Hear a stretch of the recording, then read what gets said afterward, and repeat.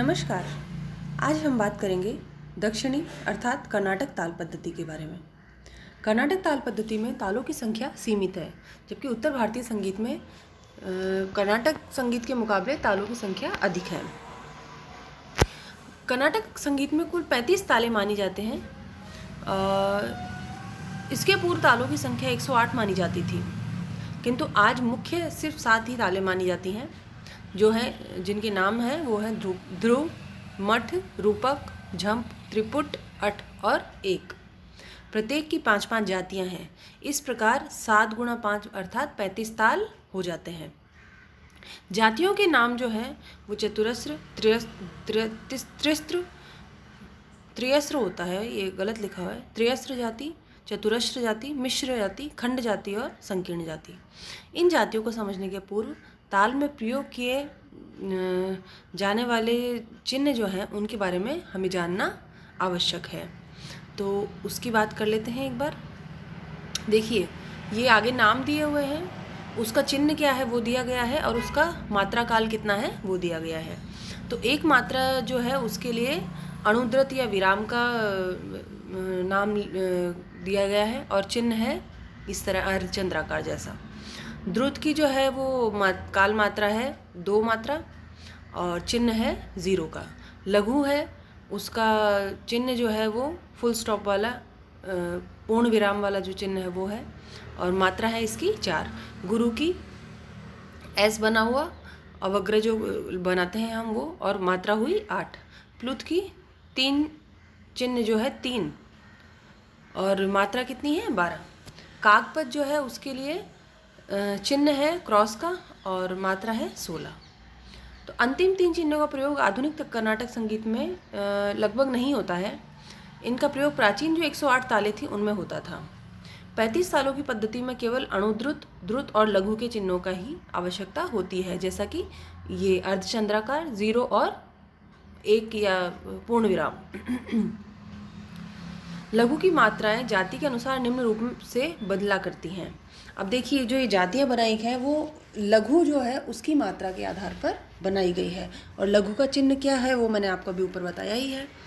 फिर से एक बार देख लीजिए, लघु का चिन्ह है पूर्ण विराम वाला।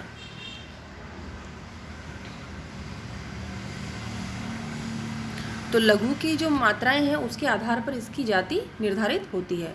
तो 4 अगर मात्रा है तो चतुरस्र जाति और 3 मात्रा है तो त्रियस्र जाति, 7 मात्राएं हैं तो मिश्र जाति और 5 मात्राएं हैं तो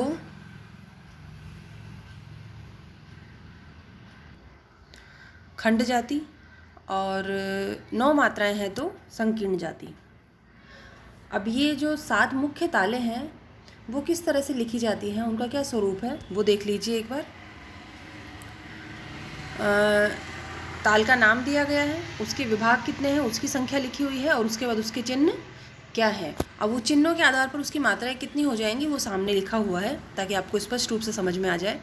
ध्रुव ताल जो है उसके 4 विभाग हैं और देखिए लिखने में किस तरह से आएगा, लघु, द्रुत, लघु, लघु अर्थात 4 2 4 4। टोटल कितनी हो गई 14 मात्रा। इसी तरह मठ ताल जो है उसके 3 विभाग हैं, लघु, द्रुत, लघु अर्थात 4 2 4। रूपक 2 विभाग, लघु और द्रुत अर्थात 4 और 2 6। हिंदुस्तानी संगीत पद्धति में रूपक ताल जो है वो 7 मात्रा की होती है, लेकिन अगर दक्षिणी संगीत में देखा जाए तो 6 मात्रा की हुई अगर लघु का मान 4 है तो।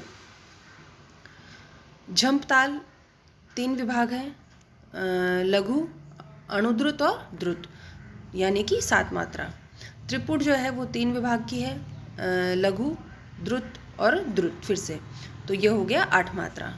अठ ताल जो है वो 4 विभाग हैं उसके, लघु, लघु, द्रुत, द्रुत यानी कि 12 मात्रा। एक ताल जो है वो एक ही विभाग है और उसमें है एक ही मात्रा यानी लघु अर्थात 4।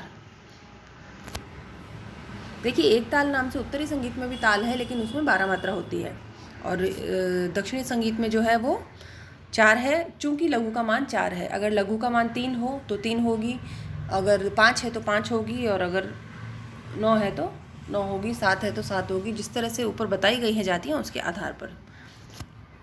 उपरोक्त सभी ताल चतुरस्र जाति में लिखे गए हैं क्योंकि प्रत्येक लघु 4 मात्रा का माना गया है। इसी प्रकार त्रियस्त्र जाति में जैसा कि मैंने बताया 3 हो जाएगा मान, मिश्र जाति में 7, खंड में 5 और संकीर्ण में 9 मात्रा का लघु का मान हो जाएगा। त्रियस्त्र जाति का ध्रुवताल कैसे लिखा जाएगा वो देखिए। लघु द्रुत लघु, लघु अर्थात 3 + 2 + 3 + 3 = 11। और अगर चतुरस्र जाति में लिखा जाता तो यही क्या हो जाता, 4 + 2 + 4 + 4 यानी कि 14 मात्रा। तो इस तरह लघु की मान पर ही दक्षिणी संगीत में तालों की मात्राओं का अनुमान होता है। इसके बाद बात करते हैं इसके ताल के स्वरूप की। देखिए, जो चीज़ मैं आपको समझाना चाह रही हूँ वो इस सारणी के माध्यम से बहुत आसानी से समझा जा सकता है कि जैसे ध्रुव ताल को लीजिए। अब ध्रुव ताल जैसे कि दक्षिणी संगीत में जातियाँ जो है वो 5 हैं, तो एक ताल 5 तरीके से लिखी जा सकती है 5 जातियों के आधार पर। तो उसका ये उदाहरण सामने दिया हुआ है सारणी बनाकर कि ध्रुव ताल जो है उस चतुरस्र जाति में उसका लघु के मान के आधार पर कितनी मात्राएं होंगी, त्रियस्त्र जाति में लघु के मान के आधार पर कितनी मात्राएं हैं, मिश्र में, खंड में, संकीर्ण में।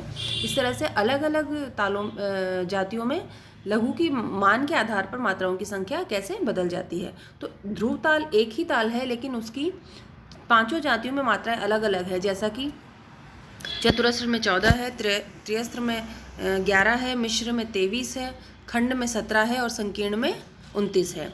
इसी तरह सभी जो 7 ताले हैं, प्रमुख ताले, ये हुई ध्रुव, मठ, रूपक, झंप, त्रिपुट, अठ और एक।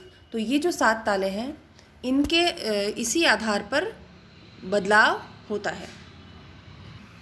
अब देखिए, कर्नाटकी ताल की जो विशेषताएं हैं उसके बारे में बात कर लेते हैं। प्रत्येक विभाग की प्रारंभिक मात्रा जो है उस पर सदैव ताली मानी जाती है। उत्तरी भारतीय संगीत में किसी विभाग की पहली मात्रा पर खाली नहीं मानी जाती,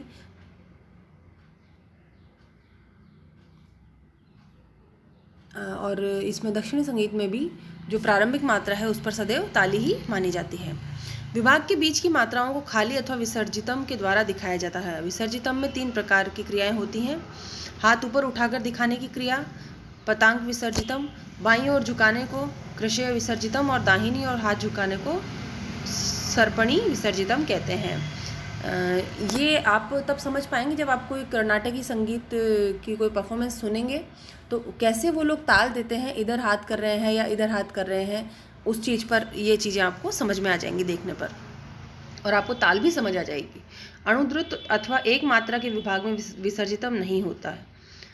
ये देखिए, एक मात्रा के जो विभाग हैं अर्थात कि एक ताल हुआ जैसे, तो उसमें विसर्जितम नहीं होता है। द्रुत अथवा 2 मात्रा के विभाग में प्रथम मात्रा पर ताली होती है और दूसरी मात्रा पर विसर्जितम यानी खाली होती है। लघु के विभाग में प्रथम मात्रा पर ताली और अन्य मात्राओं पर विसर्जितम होती है, जिन्हें हाथ की क्रिया द्वारा दिखाते हैं। जिस ताल में जितने चिन्ह होते हैं उसमें उतने ही विभाग होते हैं।